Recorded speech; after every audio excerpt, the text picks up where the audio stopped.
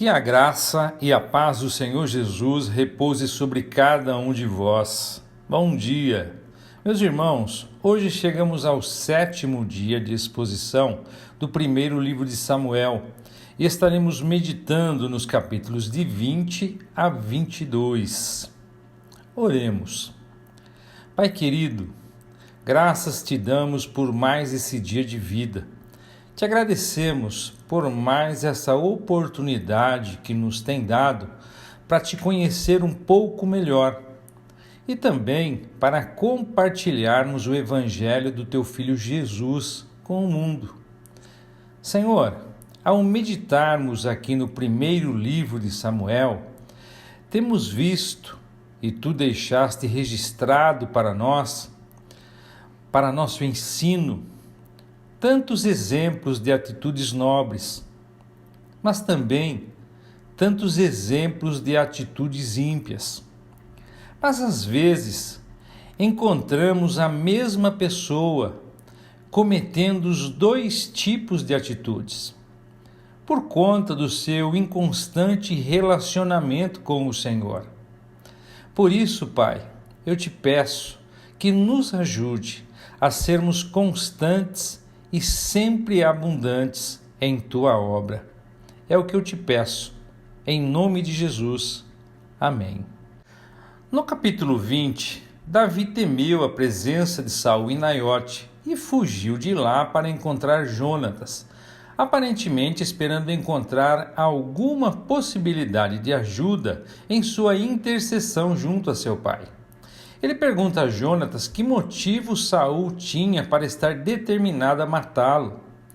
Isso só poderia ser justificado se Davi fosse culpado de grande iniquidade. Jonatas não consegue acreditar que seu pai iria tão longe. Se fosse, ele o teria avisado. Mas Davi insiste que Saul está decidido a matá-lo. Mas nesse caso, escondeu isso de Jonatas, porque sabe que Jonatas é amigo de Davi. Na verdade, Davi garantiu a Jonatas: há apenas um passo entre mim e a morte. Entre eles concordam com um teste quanto a esse assunto. O dia seguinte era a lua nova, quando, via de regra, Davi era obrigado a comer com o rei, por um período de 3 dias. Davi se propõe a se ausentar e se esconder no campo, mas pede que Jonatas o desculpe a Saul, dizendo-lhe que Davi havia pedido permissão para ir a Belém para assistir a um sacrifício anual com sua família. Se Saul concordasse com a ausência de Davi, isso daria certeza de que Davi estaria seguro. Mas se Saul se indignasse, isso indicaria sua intenção de matar Davi. Nesse caso, Davi pede a consideração amável de Jonatas, dizendo-lhe também que se ele, Davi, fosse o culpado de iniquidade, preferia que Jonatas o matasse ao invés de Saul. Mas a amizade de Jonatas por Davi era real, e ele lhe garante que se soubesse que seu pai tinha o propósito de matá-lo, certamente ele revelaria a Davi. Davi então pergunta como Jonatas comunicaria a ele a informação sobre a atitude de Saul depois do, por assim dizer, teste. Em resposta, Jonatas o leva para um campo, e lá ele invoca o testemunho do Senhor, Deus de Israel, de que quer Saul mostrasse uma atitude favorável ou uma atitude hostil, ele, Jonatas, informaria fielmente a Davi. Neste último caso, ele mandaria Davi embora em paz, desejando que a bênção do Senhor fosse com ele. Ele também pede que Davi considere sua família, de Jonatas, e que mostre bondade para com eles, quando Deus exterminar os inimigos de Davi e estabelecê-lo como rei sobre Israel. Isso assume a forma de uma aliança, com Davi dando seu juramento a Jonatas. Jonatas previu que, embora Davi se ausentasse desde o primeiro dia da lua nova, Saul não faria questão disso até mais tarde, de modo que ele combinaria com Davi que ele deveria estar presente na pedra de Ezel, escondido, no 3º dia. Naquele dia, Jonatas viria até aquele lugar com arco e flechas, e um menino com ele. Tal prática de arco e flecha seria perfeitamente normal e não levantaria suspeitas por parte das pessoas. Ao enviar o menino para encontrar 3 flechas, Jonatas as atiraria antes de onde o menino estava ou além dele. Se atirasse as flechas antes do menino, ele gritaria para o menino que as flechas estavam antes dele. Isso indicaria que havia paz para Davi e ele poderia voltar. Porém, se ele gritasse para o menino que as flechas estavam além dele, isso informaria a Davi que Saul não deixaria de matá-lo se tivesse a oportunidade. Nesse caso, Davi deveria fugir. No primeiro dia da lua nova, quando Saul viu o lugar de Davi vazio, ele sentiu sua falta, mas não disse nada, pensando que Davi deveria ter contraído alguma contaminação cerimonial e, portanto, não poderia estar presente até que fosse cerimonialmente purificado disso. Parece estranho que não lhe ocorreu que Davi poderia sentir que não estava seguro em sua presença, especialmente porque Saul havia ameaçado sua vida mais de uma vez. No segundo dia, porém, Saul questiona Jonatas sobre o porquê o filho de Jessé também não estava presente no primeiro dia e agora no segundo. Perceba que Saul não chama Davi por seu nome, e sim filho de Jessé. Quando Jonatas respondeu que Davi havia pedido permissão para ir a Belém, visto que sua família observava um sacrifício na época, Saul ficou furioso. Um assunto como esse não deveria ter causado qualquer objeção, mas a explosão de Saul mostrou que ele só queria Davi ali para que pudesse matá-lo.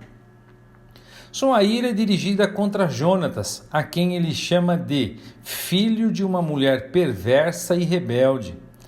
O próprio Jonatas não era caracterizado por rebelião perversa, e essa era a maneira mais cruel de descrever sua mãe.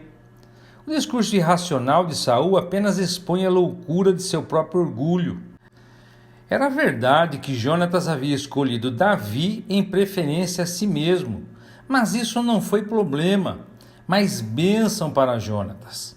Saul disse isso porque achava que Jonatas teria o mesmo orgulho dele em querer reinar. Sua linguagem suntuosa mostra que ele ignorava a dignidade de seu filho e principalmente de ser um rei. Mas por que Saul estava tão preocupado que Jonatas não seria estabelecido como rei enquanto Davi estivesse vivo? Era porque Saul amava Jonatas? Não. Era porque ele amava a si mesmo, pois seu próprio orgulho envolvia o orgulho do nome de sua família. Jonatas havia mostrado que desejava que Davi fosse rei, como Deus havia declarado. Mas Saul ficou tão furioso que exigiu que Jonatas trouxesse Davi a ele para ser morto. Jonatas protestou com a pergunta: por que ele deveria ser morto? O que ele fez? Saul não tinha resposta para isso, exceto permitir que sua ira aumentasse a tal ponto que jogasse uma lança em seu filho para matá-lo. Podemos apenas aprovar a ira justa de Jonatas contra seu pai, pois seus motivos não eram egoístas. Ele se entristeceu por Davi, que Saul tivesse uma atitude tão vergonhosa para com ele. Mesmo assim, ele não retaliou ou disse palavras insultuosas a seu pai, como Saul fizera com ele. Ele demonstrou seu desagrado ao deixar a mesa e não comer naquele dia. Isso mostra que uma pessoa pode estar irada sem perder o controle de seu temperamento. Hoje sabemos que muitos têm o mesmo ódio injustificado contra o Senhor Jesus, como Saul tinha contra Davi. Devemos sentir isso, mas ainda assim devemos controlar nosso próprio temperamento com relação ao assunto. Na manhã seguinte, o terceiro dia, Jonatas levou o menino com ele para o campo na hora que tinha combinado com Davi, instruindo o menino a encontrar as flechas que atirou. Atirando a flecha além dele, ele gritou para o menino que a flecha estava mais longe. Ele atirou mais de uma flecha. O menino obedientemente recolheu as flechas e as trouxe de volta para Jonatas. Ele então deu seu arco e as flechas ao menino e disse-lhe que voltasse com eles para a cidade. Quando o menino que apanhou as flechas se foi, Davi saiu de seu esconderijo, caiu de cara diante de Jonatas e se curvou 3 vezes. A crueldade de Saul, entretanto, apenas fortaleceu a afeição de Jonatas por Davi. Eles se beijaram e choraram um com o outro, até que o choro de Davi ultrapassasse o limite. Literalmente, até Davi chorou ruidosamente. Jonatas foi para a cidade e Davi para o sofrimento do exílio. Eles se encontraram apenas mais uma vez, conforme nós vamos ler no capítulo 23. No capítulo 21, Davi desceu até Nob, o que foi motivo de preocupação para o sacerdote Aimeleque, que perguntou por que ele não tinha nenhum homem com ele.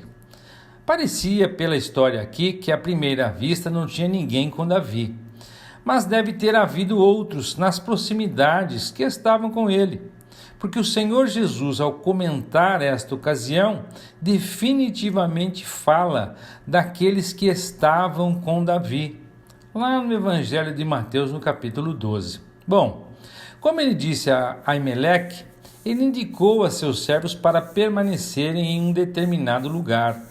Ainda assim, não era verdade que o rei o havia enviado em alguma missão secreta. Ele não queria que Aimeleque soubesse que Saul queria matá-lo, pois isso poderia fazê-lo temer, mostrar qualquer bondade para com Davi. Aimeleque foi enganado por suas palavras e persuadido a dar a Davi o pão usado do santuário. Só queria ter certeza de que os homens estavam cerimonialmente limpos, mas aceitou a palavra de Davi quanto a isso. A rigor, era proibido para Davi e seus homens comerem esse pão, pois era propriedade apenas dos sacerdotes. Mas existem questões que fazem a diferença. Primeiro, o sacerdócio havia falhado seriamente em Israel. Em segundo lugar, o serviço do tabernáculo estava no lugar errado, não no lugar escolhido por Deus. Em terceiro lugar, a arca não estava presente. E em quarto lugar, o verdadeiro rei estava no exílio e faminto por causa da perseguição. Esse último assunto por si só foi o motivo para Aimeleque dar o pão a Davi. A questão da necessidade genuína tem precedência sobre a mera exatidão formal. Pão fresco tinha acabado de ser colocado nos vasos do santuário para substituir o que estava lá antes, de modo que Davi não estava pedindo os pães da proposição, mas aqueles que haviam sido retirados da mesa. Apenas os sacerdotes tinham direito a isso, mas devido às circunstâncias, Aimeleque corretamente os deu a Davi. Uma nota sinistra é introduzida nesse ponto a respeito de Doeg, um edomita, o chefe dos pastores de Saul. Ele havia sido detido diante do Senhor naquele lugar. Davi sabia que Doeg estava lá e esperava que ele contasse a Saul. Ele então não poderia ter sido mais cauteloso? Doeg também sabia que Davi tinha pedido e recebido a espada de Golias. Evidentemente, Davi não parou para considerar que aquilo era injusto da parte dele colocar Aimeleque em perigo, sem que ele tivesse conhecimento dos fatos. Ele diz a Aimeleque que, devido à urgência dos negócios do rei, ele não tinha armas, mas precisava de uma. Saindo de Aimeleque, Davi foi para Gate, onde Golias havia vivido. Primeiro, ele aceita a arma do mundo, depois desce ao nível do mundo. Este é o mesmo homem dedicado e ousado que antes havia defendido o Senhor com tanta fidelidade. Mas com que facilidade escorregamos quando a fé começa a vacilar. Os servos de Aques ficaram alarmados com a presença de Davi ali e lembraram ao rei que a canção foi cantada em Israel no sentido de que Saul havia matado seus milhares e Davi seus 10 milhares. Eles reconheceram que Davi tinha mais direito de ser rei em Israel do que Saul. E eles viram claramente a incoerência de Davi em fazer amizade com os filisteus, quando antes havia lutado contra eles. Davi ouviu que essas coisas estavam sendo ditas. Ele estava com medo de Saul, mas agora ele tem medo de Aques. que significa apenas um homem. Mas novamente ele não tinha dependido de Deus para conduzi-lo. E aí então ele se encontra descendo ainda mais ao nível de um engano humilhante, agindo publicamente como um homem louco. Os filisteus poderiam ter detectado o engano se tivessem discernimento o suficiente, mas não era provável que alguém esteja agindo perfeitamente normal e de repente mude para ficar totalmente insano, como um louco, como Davi parecia estar. Mas quando Aques, por causa das palavras de seus servos, teve sua atenção mais atraída para Davi e viu Davi agindo como um louco, espumando pela barba, ele apenas ficou enojado e descartou todo o assunto como algo sem importância. Este era o resultado que Davi aparentemente desejava, para que pudesse escapar dali sem impedimentos. A narrativa do capítulo 22 serviu de fundo para que Davi escrevesse o Salmo 34, o que mostra que ele foi verdadeiramente restaurado ao Senhor. O verso 4 desse salmo é particularmente significativo. Busquei ao Senhor, e ele me ouviu e me livrou de todos os meus temores.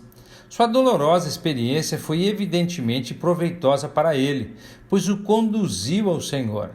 Parece, portanto, que o Senhor o guiou para escapar para a caverna de Adulão. Adulão significa justiça do povo ou lugar seguro. Ele não teve que permanecer lá sozinho por muito tempo. Sua reputação perante o povo não podia deixar de influenciar alguns a buscar sua liderança. Seus irmãos, que eram todos mais velhos do que ele, e outros da casa de seu pai, foram atraídos para tomar parte com ele em seu exílio. E 3 outras classes de pessoas são mencionadas como vindo a ele: as que estavam em perigo, as que estavam endividadas e as que estavam descontentes.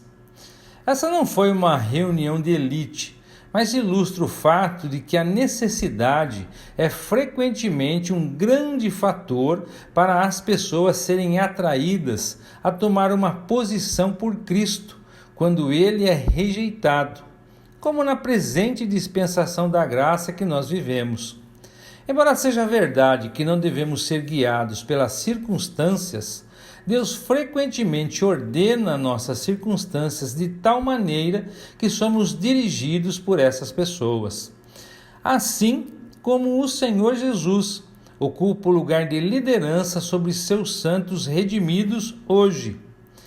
E então, cerca de 400 homens foram incluídos neste grupo com Davi. A história que se segue prova que este grupo não foi formado com a intenção de se opor a Saul, mas sim por serem atraídos pelo respeito a Davi.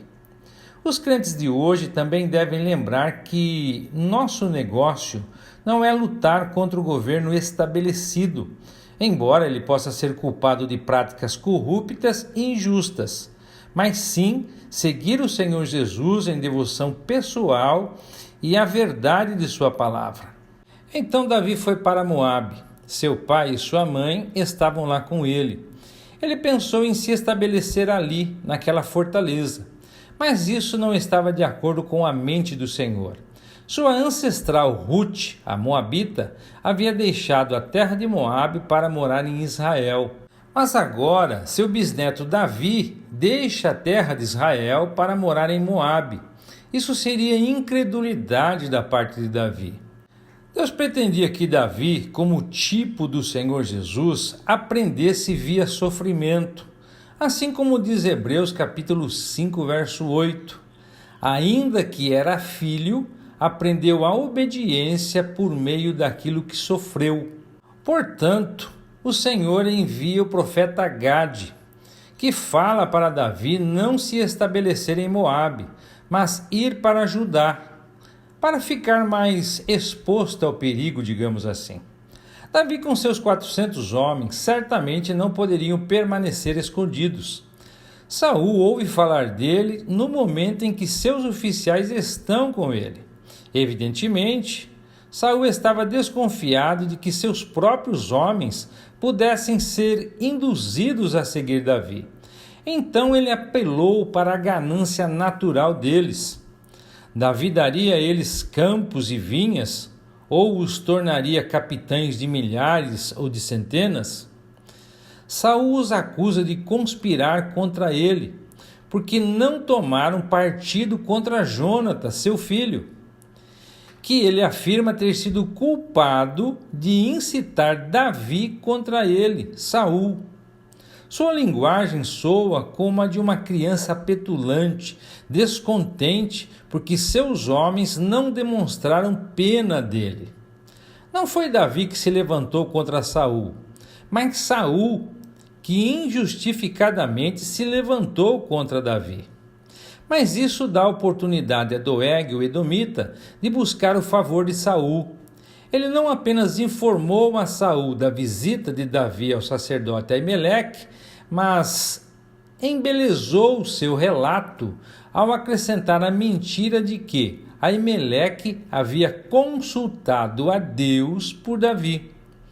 O fato de Saul empregar um edomita em uma posição de responsabilidade indica uma séria falta de discernimento da parte de Saul.